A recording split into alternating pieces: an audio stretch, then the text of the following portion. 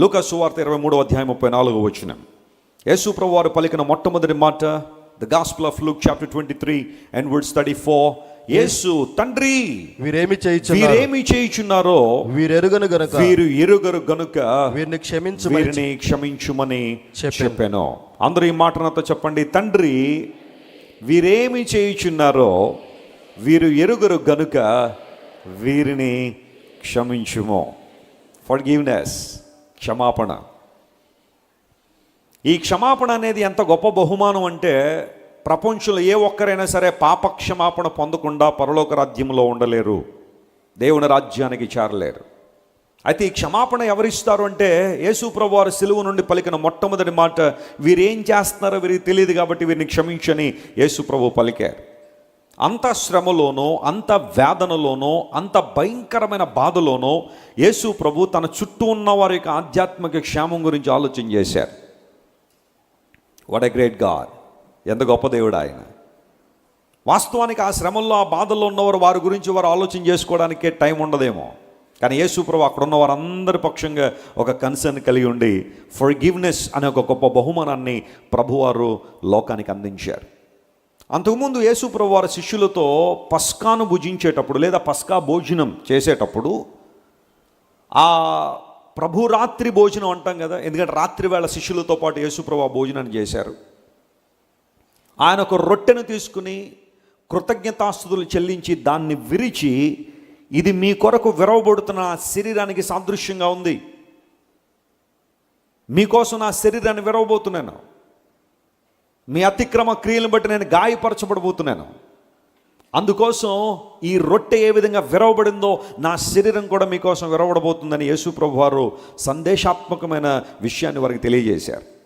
ఆ తర్వాత ఆయన ఒక పాత్రను తీసుకుని ఆ పాత్రలో ద్రాక్షరసాన్ని పోసిన తర్వాత, ఇది నేను మీకు ఇస్తున్న క్రొత్త నిబంధన, ఇట్స్ ఎ న్యూ కవెనెంట్. ఈ క్రొత్త నిబంధన ఏంటి అంటే, నేను మీకు దేవుణ్ణి ఉంటాను, మీరు నాకు ఎలా ఉంటారు? ప్రజలై ఉంటారు. I will be your God and you will be my people. యేసుక్రీస్తు ప్రభువారు ఆ పాత్రలోనిది ఆయన ప్రపంచానికి పరిచయం చేస్తున్నారు. ఇది మీ కొరకు చిందించబడుతున్న నిబంధన రక్తం. It's a covenant blood. ప్రపంచంలో చాలామంది రక్తాలు కార్చుండొచ్చు. సైనికులు చాలామంది యుద్ధాల్లో రక్తాలు కాల్చిన వారు ఉన్నారు, అవయవాలు పోగొట్టుకున్న వాళ్ళు ఉన్నారు, ప్రాణాలు త్యజించిన వారు ఉన్నారు. దేశ స్వాతంత్రాల కోసం జాతి వివక్షను లేదా కుల వివక్షను, రంగు వివక్షను, డిస్క్రిమినేషన్, రేసిజాన్ని తీసేయడానికి చాలామంది ప్రాణాలు అర్పించేశారేమో ప్రపంచంలో. కానీ వారు చిందించిన ఏ రక్తము కూడా నిబంధన రక్తం కాదు. Only the blood of Jesus Christ is the covenant blood of God. నిబంధన చేశాడు తన రక్తంతో. ఆ రక్త నిబంధన ఎంత గొప్పది అంటే, నేను మిమ్మల్ని కొనుక్కుంటున్నాను ఈ రక్తంతో, మీరు నా వారుగా ఉండాలని, నా ప్రజలుగా ఉండాలని, నా కోసం మీరు బ్రతకాలని, నా మహిమ కొరకు మీరు జీవించాలని మీకోసం నా నిబంధన రక్తాన్ని కారుస్తున్నాను. యేసు ప్రభువారు ఆ పాత్రలో చూపిస్తూ, this is the new covenant. మీకు విషయం తెలుసా? యేసయ్యను అంగీకరించిన ప్రతి ఒక్కరు కూడా నూతన నిబంధనకు వారసత్వం కలిగి ఉన్నారు. Hallelujah. You are the heirs of the new covenant. నూతన నిబంధనకు వారసులం మనం. ఈ వారసత్వం ఏంటి అంటే, ఆయన మొదట మన దేవుడుగా ఉంటాడు, ఆ తదుపరి మనం ఆయన ప్రజలుగా ఉంటాం. ఆయనే తన కృపను వెల్లడి చేశాడు. మీరు నాకు ప్రజలై ఉంటారు, నేను మీకు దేవుణ్ణై ఉంటాననే మాట వాడలేదు ఆయన. మొట్టమొదటిగా ఆయన మాటను వాడుతూ, నేను మీకు దేవుణ్ణై ఉంటాను, మీరు నాకు ఎలా ఉంటారు? ప్రజలై ఉంటారు. అంటే ఈ ఇనిషియేషన్ అనేది దేవుడే చేశాడు. ఎంత గొప్ప దేవుడు ఆయన. యేసు ప్రభువారు సిలువలో మరణించినప్పుడు యెరూషలేము దేవాలయంలో తెర పైనుండి క్రిందకి చినిగిపోయింది. ఒకవేళ క్రింద నుండి పైకి చినుగుంటే ఎవరో మనుషులు చింపేశారేమో అనుకోవచ్చు. The temple curtain or the temple veil was torn down from top to bottom. పైనుండి క్రిందకి చిరిగిపోయింది. యేసు ప్రభువారు మన కోసం ఆ గొప్ప కార్యాన్ని ఇనిషియేట్ చేశారు. ఆయన రక్షణ ప్రణాళిక అనేది దేవుని దగ్గర నుండి వచ్చింది. మనం చేసే సొంత కార్యాల ద్వారా, తీర్థయాత్రల ద్వారా, జప తపాల ద్వారా, భక్తి కార్యక్రమాల ద్వారా, కానుకల ద్వారా, మన ఇచ్చే ప్రతిష్టార్పణల దశంభాగాలు మనల్ని రక్షించలేదు. క్రీస్తునందు విశ్వాసం ఉంచడం ద్వారా మనం రక్షణ పొందుతున్నాం. యేసు ప్రభువారు సిలువలో చేసిన కార్యం అదే. వీరిని క్షమిస్తున్నాను. I would like to give forgiveness as a gift to mankind. ఎవరైతే ఆయన దగ్గరికి వస్తారో, మనస్ఫూర్తిగా ఆయన సేవిస్తారో, హృదయపూర్వకంగా యేసుని ఆరాధన చేస్తారో, ఆయన ఎందుకు విశ్వాసం ఉంచుతారో వారందరికీ క్షమాపణ అనే గొప్ప ఆధిక్యత ప్రభు దయచేయబోతున్నాడు. లేఖనాల్లో అనేక మాటలు మనం చూస్తాం. జనుల్ని యందు భయభక్తులు నిలుపునట్లు నీ యొద్ద ఏం దొరుకుతుంది? క్షమాపణ దొరుకునన్నాడు కీర్తనకారుడు. జనులు నీ యందు భయభక్తులు నిలుపునట్లు 130వ కీర్తన మనం చదివితే ఆ మాట అక్కడ ఉంది. ప్రజలందరూ కూడా నీ యందు భయభక్తులు నిలుపునట్లుగా నీ దగ్గర ఏముంది ప్రభువా? క్షమాపణ. అంటే ఇప్పుడు క్షమించబడిన వాడు దేవుని యందు ఏం కలిగి ఉంటాడనమాట? భయభక్తులు కలిగి ఉంటాడు. దేవుడు మనకు క్షమాపణ ఇవ్వాలని ఆయన ఆశపడుతున్నాడు. జాగ్రత్త గమనించండి ప్రియులారా, ప్రపంచంలో ఏ పాపమైనా సరే శిక్షించబడకుండా పోదు, ప్రాయశ్చిత్తం చేయబడకుండా ఏ పాపమో పోదు. యేసు ప్రభు వారు ఎందుకు మన క్షమాపణ ఇస్తున్నారంటే, మన నిమిత్తం ఆయన సిలువలో గాయపరచబడి తన ప్రాణాన్ని అర్పించి తన కార్చిన అమూల్య రక్తం ముందు ఎవరైతే విశ్వాసం ఉంచుతున్నారో మొట్టమొదటిగా వారి జీవితంలో జరిగే అద్భుతం ఏంటో తెలుసా? పాప క్షమాపణ ప్రభు దయచేస్తున్నాడు. ఈరోజు ఒక ప్రశ్న నీలో ఉండొచ్చేమో, యేసు ప్రభు దగ్గరికి వస్తే నాకేం వస్తుందండి, యేసు ప్రభును వెంబడిస్తే నాకేం వస్తుంది అన్న ఆలోచన భవిష్యం మీలో ఉండొచ్చేమో. బైబిల్ సెలవిస్తూ ఉంది, యేసు ప్రభుని నమ్ముకుంటే కోర్టు కేసులు పోతాయి, వివాహాలు జరుగుతాయి, చదువుల్లో ఉత్తీర్ణత వస్తుంది, కారు కొంటావు, బంగ్లా కొంటావు, ఇలాంటివన్నీ తర్వాత సంగతి. అన్నిటికన్నా ప్రాముఖ్యంగా నిజ రక్షకుడైన ప్రభు దగ్గరికి మనం ఎందుకు రావాలో తెలుసా? పాప క్షమాపణ కోసం రావాలి. హల్లెలూయా. ఎందుకంటే ఆయన తప్ప మరెవరు కూడా మన పాపాలు ఏం చేయలేరు? క్షమించలేరు. ఆయన తప్ప ఏ ఒక్కరు మన పాపాలు క్షమించలేరు. మానవుడు జరిగించే ఏ పాపమైనా సరే అది మొట్టమొదటిగా పరలోకమును విరోధంగా చేస్తాడట ఆ పాపాన్ని. పాపం అంటే అర్థమైంది కదా, దేవుని మాటను తృణీకరించడం, ఆయన మాటకు అవిధేయత చూపించడం. No matter what the sin is, you are committing that sin against to heaven. పరలోక రాజ్యమునకు విరోధంగా పాపం చేస్తారు. దావీదు పాపం చేసిన తర్వాత ఒక సందర్భంలో ఒప్పుకున్నాడు, ప్రభువా కేవలం నాకు విరోధంగా నేనేం చేశాను? పాపం చేశాను. వాస్తవానికి దావీదు తప్పు చేశాడు అంటే, లేదా పొరపాటు జరిగిందంటే ఊరియాకు వ్యతిరేకంగా తప్పు చేశాడు అనాలి, లేదా బత్షెబాకి వ్యతిరేకంగా తప్పు చేశాడనే మాట వాడొచ్చేమో. కానీ దావీదు గుర్తించాడు, వారందరికన్నా ముందుగా నేను నీకు విరోధంగా ఏం చేశానో? పాపం చేశాను. తప్పిపోయిన కుమారుడు తిరిగి వచ్చినప్పుడు తండ్రితో మాట్లాడితే ఏమన్నాడు తెలుసా? తండ్రి, నేను పరలోకమునకు విరోధముగా ఏం చేశాను? పాపం చేశాను. ఆ గుర్తింపు అనేది వారిలోకి వచ్చింది, ఆ రికగ్నిషన్ అనేది వారిలోకి వచ్చింది. నీ భర్తకు వ్యతిరేకంగా, నీ భార్యకు వ్యతిరేకంగా, నీ పిల్లలకు వ్యతిరేకంగా, నీ ఆఫీసర్లకు వ్యతిరేకంగా, లేదా నీ ఇన్స్టిట్యూషన్కి వ్యతిరేకంగా, లేదా సంఘానికి వ్యతిరేకంగా, మనుషులకు వ్యతిరేకంగా నువ్వు పాపం చేయొచ్చేమో. కానీ వాటి అన్నిటికన్నా ప్రాముఖ్యంగా నువ్వు దేవునికి విరోధంగా పాపం చేస్తున్నావు. కాబట్టి క్షమాపణ అంటూ వస్తే ఎక్కడి నుంచి రావాలి? దేవుని దగ్గర నుంచి రావాలి. మనం ఎవరికి వ్యతిరేకంగా పాపం చేసామో అక్కడి నుంచే కదా క్షమాపణ రావాలి. ఒక వ్యక్తి మరొక వ్యక్తికి వ్యతిరేకంగా పాపం చేస్తే క్షమించేవాడు ఆ వ్యక్తి అయి ఉండాలి. కానీ ఒకరికి వ్యతిరేకంగా పాపం చేసి మరొకరి దగ్గరికి వెళ్ళి పాప క్షమాపణ కోరితే జరిగేది కాదు. అందును బట్టి యేసు ప్రభువారు అన్నారు, భూమి మీద మనుష్య కుమారునికి పాపాలు క్షమించే ఉంది, అధికారం ఉంది. వెంటనే శాస్త్రులు పరిశీలందరూ కూడా దిస్ ఈజ్ నథింగ్ బట్ బ్లాస్ఫీమీ, ఇది దేవదూషణ కాకుండా మరొకటి కాదు, పాపాలు క్షమించే అధికారం కేవలం దేవునికి మాత్రమే ఉంటుంది కదా. Who is this person claiming to be God? దేవుడని తను తాను ఎందుకు ఆయన ప్రకటించుకుంటున్నాడు? పాపాలు క్షమించే అధికారం దేవునిదే కదా. యేసు ప్రభువారు సిలువలో కార్చిన అమూల్య రక్తం ద్వారా నీకు నాకు క్షమాపణ ఇవ్వడానికి ఇష్టపడుతున్నాడు ఆయన. ఈరోజు బహుశా నీ పాపములు ఏవైనా సరే, నీ అపరాధములు ఏవైనా సరే, కొలసీలకు రాసిన పత్రిక కానీ, ఎఫెసీలకు రాసిన పత్రిక కానీ, పౌలు గారి పత్రికలన్నీ క్షుణ్ణంగా మనం పరిశీలన చేస్తే ఆ కుమారుని యందు మనకు విమోచనము అనగా పాపక్షమాపణ కలుగుతున్నది అన్నాడు. ఎంత చక్కని మాటలు అక్కడ రాయబడ్డా బైబిల్లో. విమోచన అంటే పాపక్షమాపణ పొందడమే, నీ పాపముల నుంచి విడుదల పొందడమే. అయితే నీ పాపముల నుండి విడుదల పొందాలి అంటే దేవుని సల నీ పాపాన్ని ఏం చేయాలి? ఒప్పుకోవాలి. You must confess your sin at the feet of Jesus. Forgiveness అనే బహుమానం మనకు రావాలంటే మన పాపములు దేవుని సన్నిధిలో ఒప్పుకునే వారంగా మనం ఉండాలి. అప్పుడు దేవుడు మన పాపమును క్షమించి తన రక్తంతో మనల్ని కడిగి తనకు వారసులుగా దేవుడు మనల్ని చేసుకున్నప్పుడు క్రీస్తు కొరకు మనం జీవించువారుగా మనం ఉంటాం. ఆయన కొరకు మనం జీవించువారుగా ఉన్నాం. ఓ చక్కని పాట ప్రారంభంలో మనం విన్నాం, ఇమ్మానుయేలు రక్తము ఇంపైన ఊటగా. The fountain of the blood of Jesus that comes from the veins of the Savior, Emmanuel. Immanuel అనే దేవుని యొక్క నరాల్లోంచి, ఆయన వెయిన్స్లోంచి రక్తము ఒక ఊటగా ప్రవహించింది. ఆ ఊటలో మనం మునుగుదామా? ఆ ఊటలో మనం మునిగి మన పాపాలు క్షమించబడలాగున దేవుని వైపు మనం చూద్దామా? అందులో మాట ఏమంటుందంటే, ఎప్పుడైతే నేను ఆ పరిశుద్ధమైన రక్తపు ఊటలో మునుగుతానో నా మీద ఉన్న స్టెయిన్స్ అంటే మరకలన్నీ కూడా పోతున్నాయి. దేవుని నామమున స్తోత్రం కలుగును గాక. నా గత జీవితానికి సంబంధించిన మరకలు, నా అవమానానికి సంబంధించిన మరకలు, నా మీద పడిన నిందలకు సంబంధించిన మరకలు, నా జీవితంలో పడిన అతిక్రమములు, పాపముల ద్వారా నా జీవితం మీద పడిన ఆ మచ్చలు ఏవైతే ఉన్నాయో అవన్నీ యేసు రక్తంలో మునగడం ద్వారా ఏమైపోయినాయి? పోతూ ఉన్నాయి. Do you believe that? It's the gospel. అదే సువార్త అంటే. యేసుక్రీస్తు ప్రభు నీ కోసం నా కోసం శిలువలో మరణించిన ఆ గొప్ప త్యాగాన్ని మనం పరిశీలన చేసి ఆయన దగ్గరికి రాగలిగితే మన మీద పడిన పాపపు డాగులన్నీ యేసు ఏం చేస్తున్నాడు? ఆయన కడిగేస్తూ ఉన్నాడు.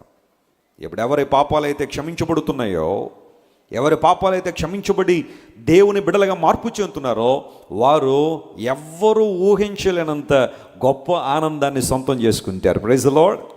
పాప క్షమాపణ పొందిన వాడిలో ఉన్నంత ఆనందం ఈ భూమి మీద మరొకడు అనుభవించలేడు. యేసుక్రీస్తు ప్రభు ఇచ్చే ఆనందం అదే. క్షమాపణ, క్షమాపణ, క్షమాపణ. నీ పాపాలకు, నీ అతిక్రమాలకు క్షమాపణ యేసు ప్రభు దగ్గర ఉంది. తన రక్తంతో ఆయన మనల్ని కడుగుతున్నాడు. అనేక మంది దేవుని బిడ్డలు వాస్తవాన్ని అంగీకరించారు. దేవుని సత్యాన్ని వారు తెలుసుకుని ప్రభు కృపలో వర్ధిల్లారు. పండిత్ రామాబాయి మ్యాంగ్లూరులో ఒక బ్రాహ్మణ పూజారి కుటుంబంలో పుట్టిన ఒక స్త్రీ. తండ్రికి అందరూ కుమార్తెలే. పౌరోహిత్యాన్ని ముందుకు తీసుకెళ్ళగలిగే వారసులు లేనందువలన ఆ తండ్రి అనుకున్నాడు, ఆడపిల్లలైతే ఏమైంది, వీళ్ళు కూడా సాంస్క్రిట్ శ్లోకాలు నేర్పిస్తానని చెప్పి శ్లోకాలు నేర్పించడం ప్రారంభించాడు. పండిత్ రామాబాయిలోని ఆసక్తి ఎంత గొప్పది అంటే, నేను ఎన్ని ఎక్కువ శ్లోకాలు నేర్చుకుంటే దేవుడికి అంత దగ్గరైపోతాను, నేను దేవునికి అంత ఇష్టమైపోతాను, అందును బట్టి పరలోక రాజ్యంలో మంచి స్థలం ఉంటుందన్న ఆలోచనతో చాలా పట్టుబట్టుబడి 12 ఏళ్ల ప్రాయంలో, అంటే 6th క్లాస్ ఎవరైనా చదివే వయసులోనే 18,000 సాంస్క్రిట్ శ్లోకాలు అనర్గళంగా చెప్పడం ప్రారంభించింది. 400-500 శ్లోకాలు లేదా వచనాలు చెప్పిన వాళ్ళకి ఈ రోజున పెద్ద పెద్ద అవార్డులు ఇస్తున్నారు. కెన్ ఇమాజిన్ 12 సంవత్సరాల ప్రాయంలో 18,000 శ్లోకాలు సాంస్క్రిట్లో కంటతో పెట్టి అనర్గళంగా చెప్పేది పండిత్ రామాబాయి. ఒక రోజున మిషనరీలు వచ్చి దేవుని సువార్త ప్రకటిస్తున్నారు. మనం చేసే భక్తి కార్యక్రమాలు ఎప్పుడు కూడా మనల్ని దేవుని దగ్గర తీసుకెళ్ళవు, కానీ పాపక్షమాపణ అనేది యేసు ప్రభు రక్తం ద్వారా మాత్రమే సాధ్యము. ఎందుకంటే ఆయన రక్తం పవిత్రమైంది, పరిశుద్ధమైందని ఎప్పుడైతే విన్నదో ఆ సువార్తకు లోబడ్డం ప్రారంభించింది. She started believing in Jesus. ఒక రోజున ఒక నిర్ణయం తీసుకుంది. ఎవరేమనుకున్నా, ఎవరు ఏ విధంగా నిందలు నా మీద వేసినా నేను మాత్రం దేవుని కోసం జీవించాలా, ఆయన కొరకు బ్రతకాలని నిర్ణయం తీసుకుని పండిత్ రామాబాయి యేసు ప్రభువుని అంగీకరించింది. The rest is the history in her life.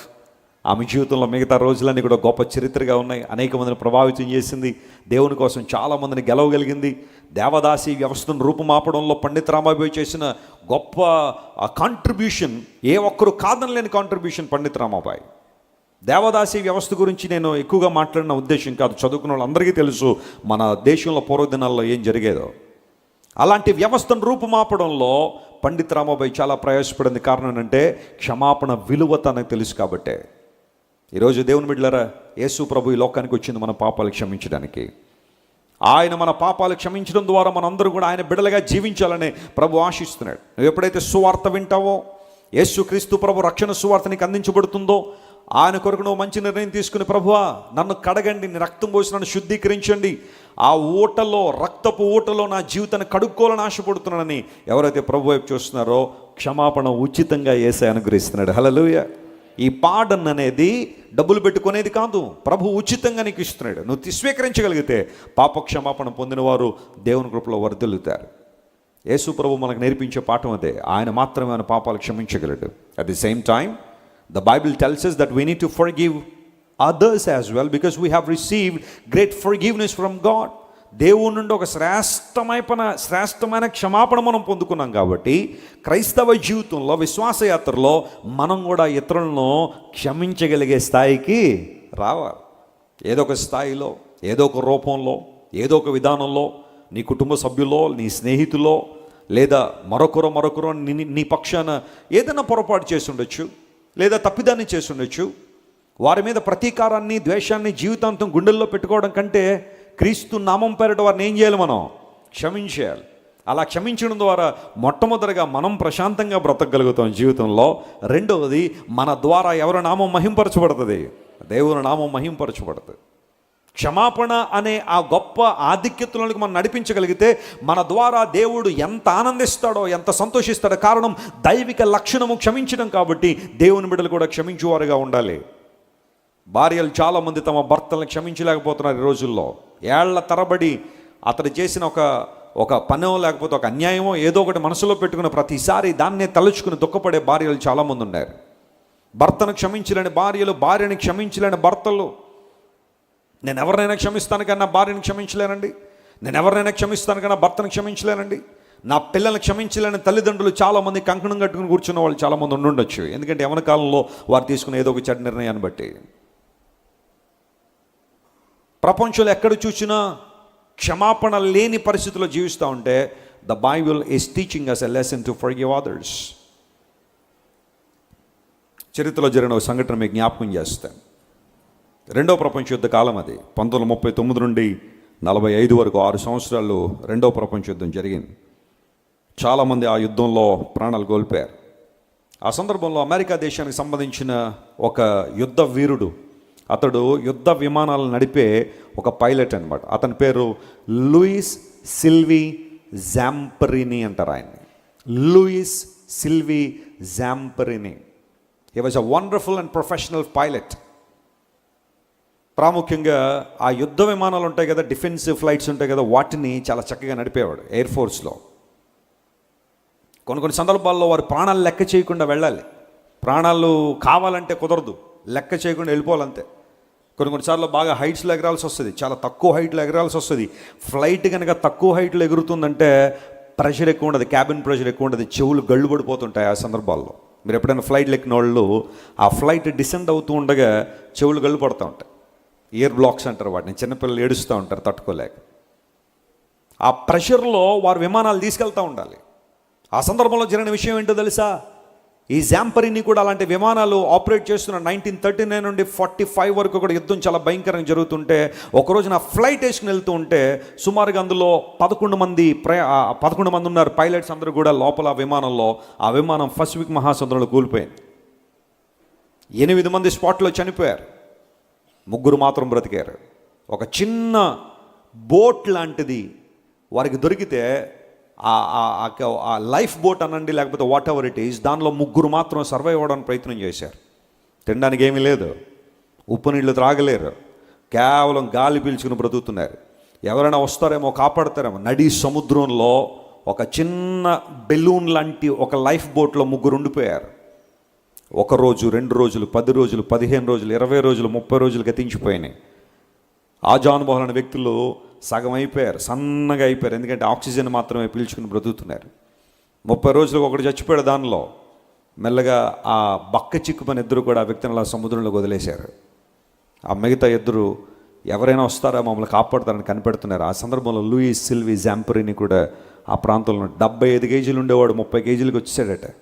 అంటే కొంచెం గట్టి గాలేస్తే ఎగిరిపోయే పరిస్థితికి వచ్చాడు. 30 కిలోస్ అంటే పెద్ద వెయిట్ ఏం కాదు. ఆ సందర్భంలో జపాన్ సైనికులు ఆ పసిఫిక్ మహాసముద్రం మీద గుండా వెళ్తూ ఉంటే వీళ్ళిద్దరిని చూశారు. చూసి వెంటనే వాళ్ళిద్దరిని పట్టుకున్నారు. వీళ్ళు అమెరికా వాళ్ళని తెలుసుకున్నారు. ఎందుకంటే అప్పటికి జపాన్ అమెరికా యుద్ధం జరుగుతుంది. అమెరికా వాళ్ళని తెలుసుకున్నారు.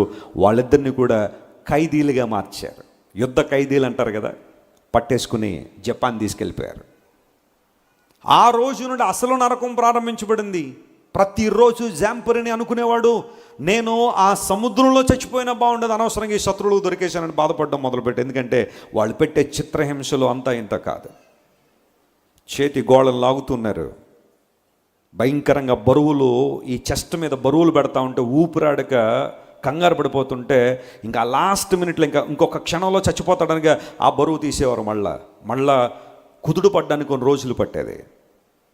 దేహాన్ని కట్టేసి భోజనం పెట్టకుండా వారికి ఇష్టమైన చోట కోస్తుండేవారు దేహాన్ని. ప్రతీకారం గుండెల్లో నింపేసుకున్నాడు. నేను ఎప్పుడైనా విడుదల పొందానంటే ఈ సైనికులందరినీ నా సొంత చేతులతోనే చంపేయాలనుకుని నిర్ణయం తీసుకున్నాడు. ఆ కాలంలో జపాన్ వాళ్ళు చేసే క్రూరమైన కార్యాలు అంతా ఇంత కాదు. కొత్త మెడిసిన్స్ కానీ వ్యాక్సిన్స్ కానీ ఏమైనా వస్తే వీళ్ళనే ట్రయల్ కోసం వాడుతుండేవారు. ఎవరైనా సరే మొట్టమొదటిగా క్లినికల్ ట్రయల్ జరిగినప్పుడు జంతువుల మీద ప్రదర్శిస్తారు. అవి ఎలా హ్యాండిల్ చేస్తున్నాయో చూస్తారు. ఆ తర్వాత ఎప్పుడో కానీ మనుషుల మీదకి తీసుకురారు. సరాసరి జాంపరిన్ మీద అనేక మందుల యొక్క టెస్టులు లేదా ట్రయల్ స్టార్ట్ చేశారు. విలవల్లి ఆడిపోతుండేవాడు, భోజనం లేక, నీడు లేక, నిద్ర లేక. ఆ చెరసాల్లో ఉండిపోయి భయంకర బాధలు అనుభవించాడు. ప్రతిరోజు నరకంగా భావిస్తున్న రోజుల్లో 1945లో United States of America Japan మీద యాటమ్ బాంబులు వేశారు. హిరోషిమా, నాగసాకి 2 నగరాల మీద భయంకర బాంబులు పడ్డాయి. పడ్డంతో 70,000 మంది 80,000 మంది చచ్చిపోయారు. ఆ ప్రాంతం అంతా కూడా భయంకర విస్ఫోటనం జరిగినప్పుడు జపాన్ వారు భయపడి చేతులెత్తేసరికి మేము యుద్ధం చేయం, అమెరికా వాళ్ళకి వ్యతిరేకంగా యుద్ధం చేయం, రెండో ప్రపంచ యుద్ధాన్ని ఆపేయాల్సిందే అని చేతులెత్తగానే అప్పుడు యుద్ధ ఖైదీలందరినీ కూడా విడుదల చేశారు. ఆ విడుదల పొందిన వారిలో జాంపరిని కూడా ఉన్నాడు. అమెరికాకి చెందినవాడు కాబట్టి ఫ్లైట్లో తీసుకెళ్ళిపోయారు. అమెరికా తీసుకెళ్ళిన తర్వాత 3 సంవత్సరాల తర్వాత కుదుటపడ్డాడు. మరలా మెల్లగా ఆరోగ్యాన్ని తెచ్చుకున్నాడు. బట్ ప్రతీకారం అలాగే ఉంది హృదయంలో. ఎవరెవరైతే జపాన్ సైనికులు తను ఇబ్బంది పెట్టారో వాళ్ళందరి ముఖ రూపాలు తన హృదయంలో ప్రింట్ వేసుకున్నాడు. ఎప్పటికైనా వాళ్ళకి హాని చేయాలనే ఆలోచనలో ఉంటే 1949 సంవత్సరాలు అంటే రెండో ప్రపంచ యుద్ధం ముగిసిన 4 సంవత్సరాలకి డాక్టర్ బిల్లీ గ్రేహం గారు అమెరికాలో క్రూసేడ్లు ప్రారంభించారు. అనేక చోట్ల లక్షలాది మంది ప్రజలు వచ్చి స్టేడియం నిండుగా దేవుని వాక్యం వినడం ప్రారంభించారు.